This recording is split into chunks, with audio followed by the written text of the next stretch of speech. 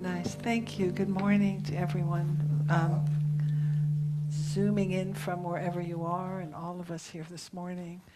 This idea of God is so elusive, isn't it? Our Lord, God, Spirit, Him, He, Jehovah. These are just names, in the ancient Yahweh, where you didn't even have a vowel in there because the name wasn't even supposed to be pronounceable. So we talk about this power and this presence, this thing, this cosmic glue, this God-godding. And it is elusive sometimes, isn't it? Hal and I were listening to a teacher named James Lowe recently talk about non-dual theology, I suppose, because we're so dualistic, God and us. And this idea that there is no separation. It's a leap for some of us to just kind of grab that idea that it's not only that there's this drop, Eric Butterworth, one of our great unity ministers and teachers, talked about we're not like a raisin in a bun, we're more like a drop of water in the ocean. And I just love that idea, because I don't like raisins in buns. I like raisins by themselves, or in my oatmeal, but not in a bun, It's a huge thing to accept, especially when we come from a very dualistic background in whatever it is we came out of to come to unity. Anyone here grow up in unity? Yeah, see? And look how enlightened you are, both of you. And the rest of us are still trying to find our way. I've mentioned before that when I prepare a lesson for a Sunday, I get to live it, during the week especially. And this one, today, I am living it. Any of you remember the story of Martha and Mary? So there's Martha and Mary and Jesus. Isn't that wonderful? In a different setting than we're used to. I like to use these Bible stories not as historical facts, but as analogies, as metaphors, as stories of consciousness within us. And it's always interesting to me when they were written and who wrote them. And for instance, the story we're going to share in a few moments is only in the book of Luke, so it's not in any of the other Gospels. And when we think about what Luke was talking about, he was coming from more of an enlightened Greek background than a Jewish background. So this isn't in Mark or John or Matthew, it's just in Luke. And it's an interesting story that I've had issue with. So let's dive in. Well, first, before we dive in, I just want to give a little background am I a little loud? I feel loud to me. No, just right? Okay, put my dog to sleep. But, that's kind of what happened. Thank you for welcoming Kirby, who's a service dog for our family, and he takes care of us very well, especially Hal, So in ancient Mediterranean societies, men and women were sharply divided by space and roles and expectations. Their worlds were very separate from anything we know in modern society. So this private world, the household, was the domain of women. It was a closed sphere marked off by unbroken boundaries, which commanded absolute loyalty to its members. So it was both a social and economic unity. Women were responsible, of course, for childbearing and child rearing and clothing and food distribution and other tasks that were needed to run the household. The men were out slaying the dragons and doing whatever it is they did, or praying in the temple, because the women certainly weren't allowed to do that. And women had little or no contact except with males, except those of their own kin, none outside their own kin. And a woman's honor was to be determined first by her virginity, and secondly by her loyalty to her husband. And a breach of any of that was not tolerated. So any breach would shame all members of the kin group, and mostly be felt by the males who represented the family in public. So with this background, let's familiarize with this story that's found, again, only in the Gospel of Luke. So let's take a look at this story. Now, as they went on their way, he, Jesus, entered a certain village where a woman named Martha welcomed him into her home. She had a sister named Mary who sat at the Lord's feet and listened to what he was saying. But Martha was distracted by her many tasks. So she came to him and asked, "Lord, do you not care that my sister has left me to do all the work by myself? Tell her then to help me." But the Lord answered her, "Martha, Martha, you are distracted by many things. There is need of only one thing. Mary has chosen the better part, which shall not be taken away from her." We can go to the next slide. Okay, so I really like, I'll have a few more of these as we go on, just some of the art that depicts this story. So that's a very Mideastern looking Jesus, isn't it? Right? Yeah. Very European looking, isn't it? So let's imagine being Martha.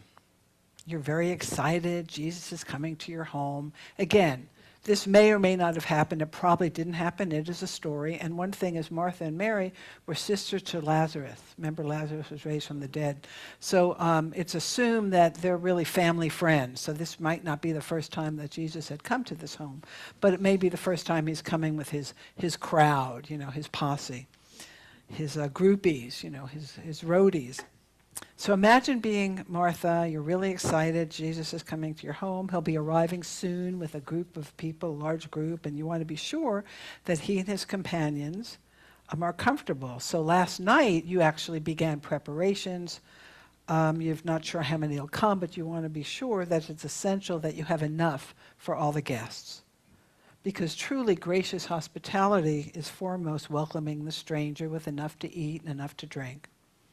And maybe, perhaps, Mary's helping you all along. You need her help. You need her presence. You need her companionship for this day to be a success. And up to now, she's been very dependable.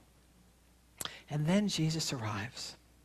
He has a large group of followers, male, female, with him, using culturally appropriate posture and gesture. You welcome him and his companions into their home. You have a way for them to wash their feet, the dust off their feet. You make sure that this washing of feet is available. You shepherd them into the main room full of carpets and pillows where you feed them, inquiring what they might like to drink. It's an amazing moment. Jesus is in your home, and you're just proud. You have done the right thing, the culturally appropriate thing. And of course, everything is more delicious than any of your neighbors would ever prepare. So what could happen? You never know with Jesus. But you do know it's an honor to have him there, because he's got a reputation, and this is a really cool thing for you. But all of a sudden, you realize that Mary's not there. She's not there to help. She's not attending to the household duties, which are hers to do. And you see her sitting at the feet of Jesus, listening to his every word. And this vision is like a dagger to your heart. You feel abandoned. You need her. Why is she sloughing off her duties when you need her the most? Who does she think she is? And why is it her and not you sitting at his feet? And so you approach Jesus and you say, "Hey, don't you care that my sister has something, that she's deserted her duties and left me with the burden of this meal, that I've got all the work?" And Jesus says, "Martha, you just worry too much. Mary's recognized there's something more important than food and social obligations. What could you maybe learn from this?" How are you feeling as Martha, What concerns do you have that have been unaddressed? How do you feel about his words to you? Do you feel put down? Do you feel dismissed? Might he be right? How do you feel towards Mary that seems oblivious to this encounter? There's a painting, a depiction of a painting I tried to find for today, and I can't find it, but I remember it from years ago. I saw it in Bible. It was a magazine about Bible something or other, and it was Bible archaeology. And in this picture of a painting, you see Martha like with this huge bird in the kitchen, plucking it, and she's like in bliss. You just see this kind of.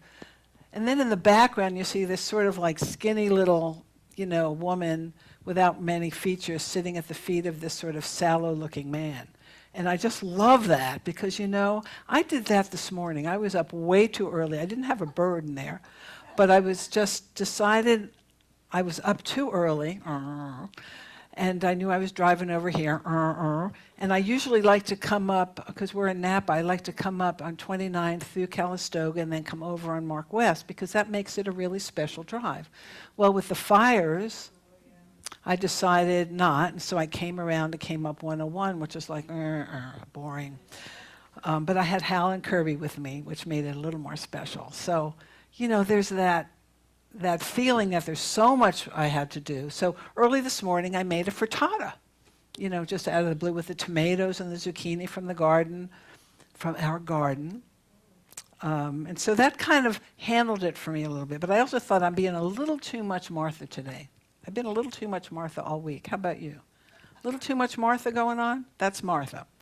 Okay, now let's imagine being Mary. And your sister Martha has welcomed him and all his buddies into your home, and he's teaching all those presents. And you're so drawn to him that you can't help yourself. You come and sit at his feet, listening to his every word. Let's look at the next slide and see what that one is. This is beautiful, isn't it? From 1410 or 12. And it's like, maybe this was Mary Magdalene, maybe it wasn't. Doesn't matter, but that's how this artist saw it. She's in there, kneading the bread, and there's Mary. I never really liked this type of art until we went to Unity. It was called CEP at the time. It was the month-long experience we had before we applied to ministerial training back in 1988, I think. In fact, that was our honeymoon, going to Unity Village for that month. We'd been together several years, but we thought we better get married if we're going to go into ministry, because they wouldn't have let us live together otherwise. Things have changed. And so we went to the Nelson Atkins Museum. Has anyone been there in Kansas City? It's an incredible art museum. And we just got into looking at these medieval paintings, because at the time that was all you were allowed to paint. You couldn't paint just your neighbor, or you had to paint something lofty and religious from the Bible. So that's probably when this came from. I think it's really beautiful. So you're sitting there listening to every word, and what you hear is like, it's incredible. You've never heard anybody talk about these things before, that the Spirit of God is within you, and the kingdom of God is within you, the kingdom of God, the kingdom of heaven is within you, you're the light of the world, you love your enemies, you're the salt of the earth. I mean, whoever said that sort of thing, that you're equal to anybody? No one speaks like this, but in your innermost being, you're touched by something very real, and you can't get enough of it. So you're just there, and suddenly your sister Martha comes to Jesus, and she's really pissed off. And no doubt she has a reason to, because you had made this agreement, but all of a sudden you're in this other place. You've left her with all the work to prepare for this crowd right at the moment where she needs you the most. Martha says, "Don't you care that my sister's left me to do all the work? Tell her then to help me." So what might you be feeling as Mary? And how do you feel about your sister, your friend, Martha? How do you think Jesus sees you? There's those holy moments, aren't there, where just everything else just kind of floats away, and you're just in that presence, and that's all there is? When we were listening to this teacher about the non-dualistic way of being these days, it's a very big buzzword now. Dualistic, non-dualistic theology. And this idea that we just go from now to now to now. There's no past, and there's really no future. We're just in this moment right now. The breath in, which is bringing in what's present, and breathing out and putting ourselves back in. I read something the other day, which is really something kind of odd. It was saying there's some scientific research, which doesn't mean much, but it's, those gut feelings that you get where you just know something's going to happen, or, well, it says what those gut feelings really are memories from the future. So wrap your mind around that. Take that home and drink it with your Ovaltine and see where you get with that. I think that's kind of opens up this idea that there's just this eternal now. That's just now, and now, and now, and now. So when he says that you, as Mary, have chosen the better part, I mean, what the heck is that? What does he mean by that? How did I get like the better thing than my sister? She's older, she's more talented, she really holds the family together. I mean, did you really choose this, or did you simply follow your gut, your memory from the future, and sat down at his feet to listen? I mean, how do you respond to that? And how will you, with your sister Martha, your best friend, your sister, how are you going to reconcile yourself with her when this is all over and everybody leaves? And she's got the, the big wooden spoon in her hand, And then imagine being Jesus. Martha welcomes you into her home. You can tell that she and her sister Mary have prepared extensively for you and your friends. You can smell the food being prepared. The house is clean and it smells of sandalwood and rose. It's warm from the heat of the day, but the breeze is coming through. The windows are open, and this house will be very comfortable as the afternoon continues. It's a very comfortable, inviting home. And you're happy to be there. Because you couldn't do your ministry without people like this offering their hospitality. Because that's really what keeps you going. It's very grassroots, what you're doing. Not everybody welcomes you. And you're aware that you brought a lot of people with you today. It's like that stone soup, there's enough for everybody. And that it would be a major burden for the family. But they've invited you, you're happy to be there. You've refreshed yourself, you've washed the dust off your feet, you're setting into the cushions in the carpet below, and you slip into a meditation and you say, oh, dear Abba, Father of my consciousness, may the words that I speak reach the hearts and the souls of the people that you've put before me to teach and to speak and to minister to. And then you begin speaking. Maybe you're channeling. Maybe just that moment when you come to yourself, the words that begin coming out of your mouth are coming from something you didn't even know that you knew. I feel that sometimes when I'm standing with you. I didn't know that I knew that.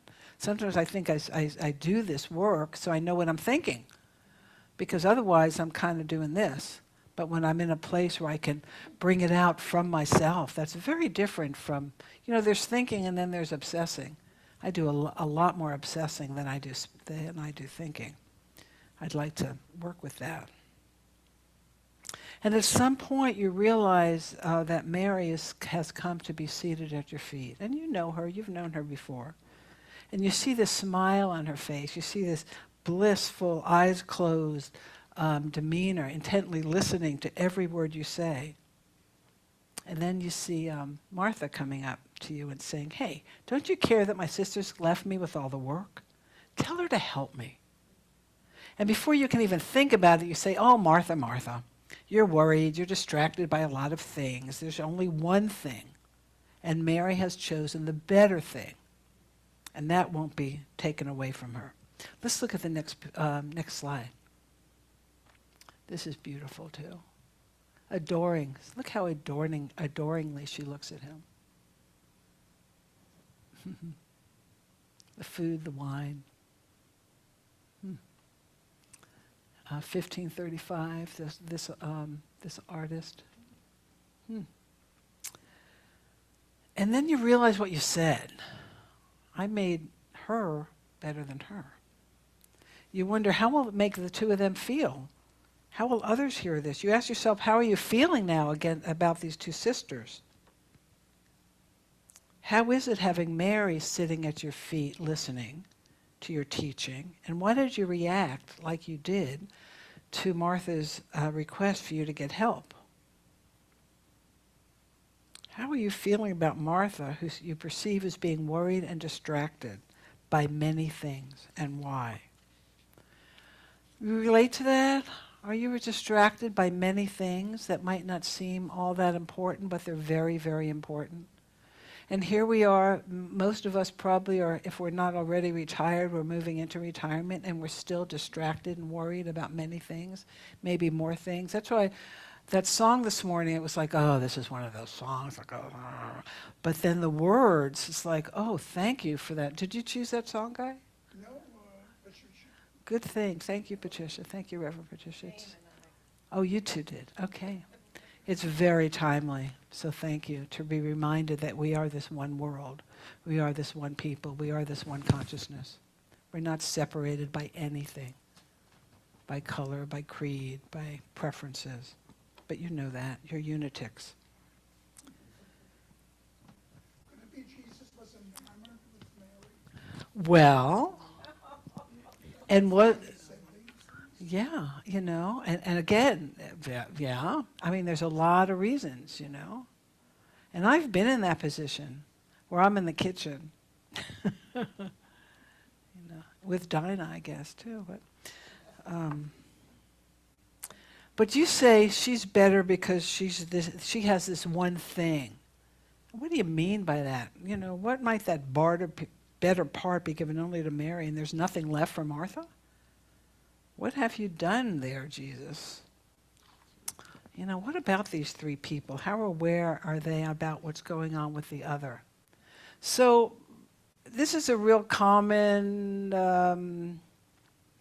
most people who've been brought up traditionally Christian, have worked with the Gospels, take this story and go, oh yeah, well, Mary's better than Martha.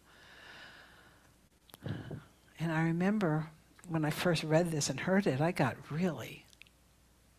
and that was a long time ago. And so it still sits with me, and especially these days. Let's look at the next picture.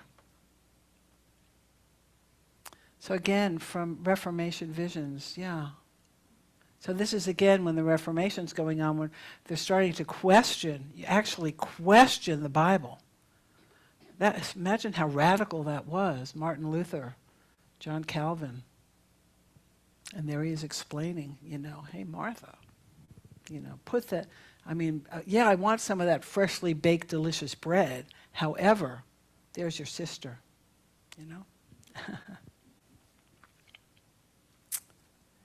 So who might be the Marthas in our world? The caretakers, the nurses and parents and teachers and volunteers, people who spend their life making sure people are safe and well fed, cared for. The overextended, those who are juggling jobs and family obligations, community commitments, often feeling pulled in too many directions at once. The activists, the organizers, people engaged in the practical work of justice and logistics and planning, ensuring movements, spiritual and other communities can function. And the invisible laborers, those who go unnoticed but that keep society running. The cooks and the aides and the cleaners, the farm workers. And who are the Marys, the contemplatives, monks and mystics and spiritual seekers who make space for prayer, for meditation, for silence.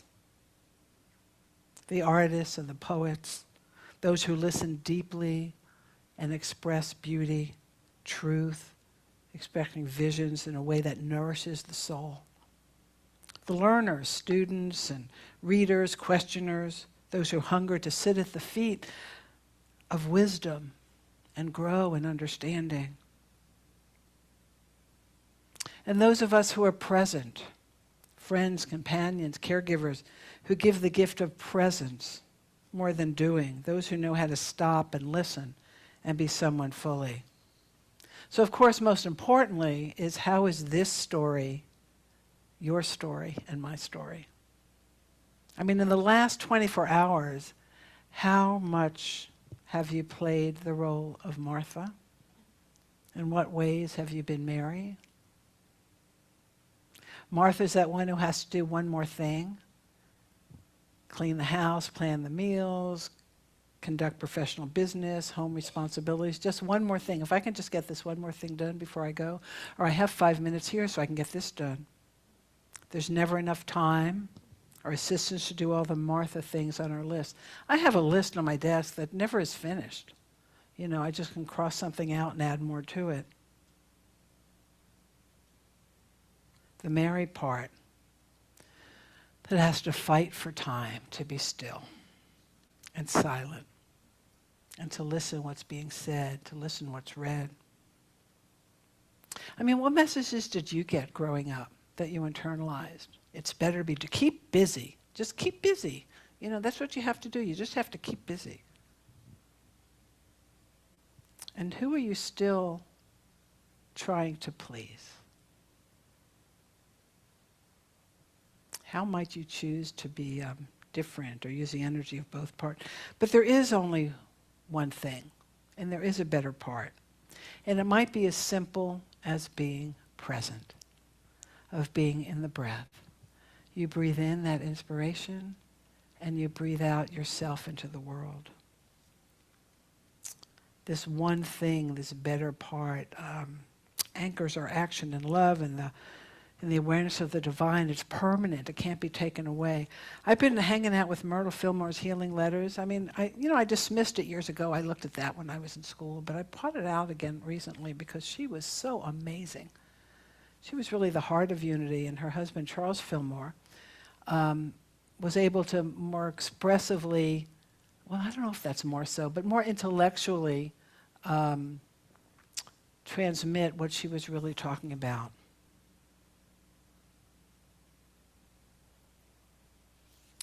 God is the one perfect life flowing through us, the pure substance out of which our organism is formed, the power that gives us motive power, the strength that holds us upright and allows us to exercise our members. God is the only reality. All else is but a shadow that is cast by some foolish belief or unwise combinations of thoughts and the elements of being. God in the midst of us is a steady stream of renewing and cleansing and vitalizing life, and we can have the use of this life if we will open up the channels of its flowing and ourselves draw from this source. She talks about if it's hard for you to sit in the silence, don't. Just be with what is. Accept where you are right now. Let's look at the next picture if there is one, because I think there's a few more. So, more Victorian, where they were learning about the Middle East a little bit. You can see that carpet there. Before we go into our meditation, I want to look at a few more of these. I think there's a few more, aren't there? Yeah. Let's look at those. This is beautiful. This is from, this was a picture that was in Harriet Beecher Stowe's book, Woman in Sacred History. I love that. Get ye into the kitchen. Okay, and the next. This is beautiful, from Nigeria. Other kinds of work. And I think there's one or two more I think we have. This is the one that we had early on, and then this last one, I think that's just gorgeous. Yeah. And this one. Let's leave that there for right now. Yeah. So, let's have a little meditation time. This is a passionate subject for me, because I live in this tension of, and maybe you do too, of having balance here. Because action without being grounded just doesn't work for us. We need to be grounded in ourselves and in our silence in order to act. And so now, as you so well know how to do, allow your body to settle a little more. Spine gently upright, shoulders relaxed. If you want to close your eyes, please do. And allow your inhale and your exhale to be an anchor. Steady and calm. You don't have to make yourself breathe. Just notice that you already do it. I know when it says, take it, breathe, well, just breathe. Just be here in your breath. And notice this rhythm, this inhale and this exhale, the quiet of the moment, because you have chosen now to be still, to be here. And you silently remind yourself, right now, I do not need to achieve. Right now, I am simply present. I'm present in this presence of divine wisdom. We're not asked to perform or explain or to solve anything. You are invited to simply listen, to to my voice if you wish, to your own breath, to the sounds of Guy on the piano, to just what is right here, right now. Nothing to do.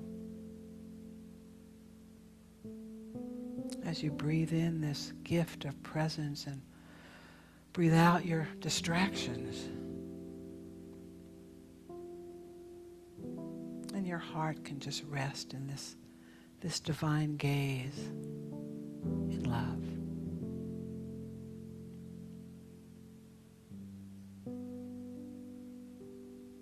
And so gently, what might come to mind is, beyond this stillness, is your family, your community, your work, your callings, your passions. And you see in your mind's eye the people who need compassion and encouragement and justice. And you notice and realize that in this stillness, you are not separate from anyone. You inhabit it all. And that is the well from which you draw strength to act. Because in every moment you breathe in universal love, and you breathe out offering, the offering of love in action. And so as you can, imagine your breath as the meeting point of two movements. You inhale contemplation, that inward turning, that receiving of grace. And you exhale action, the outward turning, the sharing of this grace. And the rhythm is constant and natural, unforced. Contemplation fuels action, and action drives you back to contemplation. Both your spiritual life, both holy. So we rest for a few moments in the balancing of the two, stillness and movement, prayer and work, listening and serving, and just a few minutes of outward silence right now.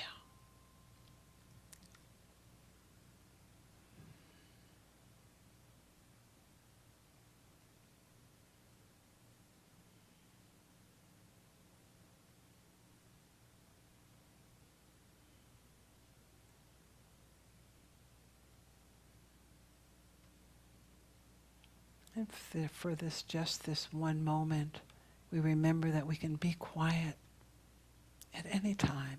Even when there's noise and chaos all around us, we have this silent, still place.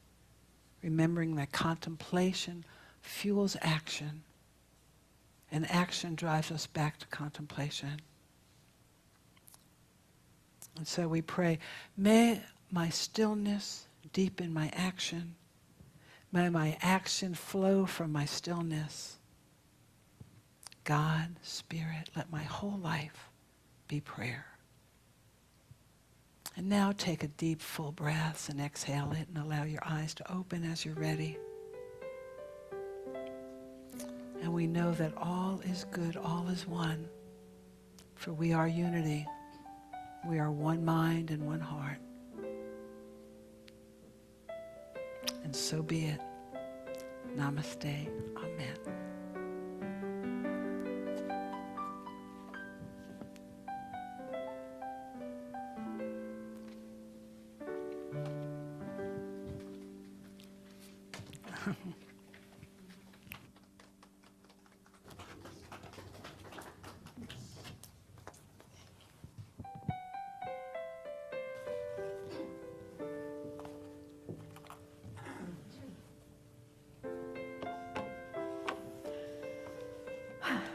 Yes, that was wonderful. I love hearing the stories and how they can be interpreted no matter what age we're living in, and they resonate with all humans all over the world.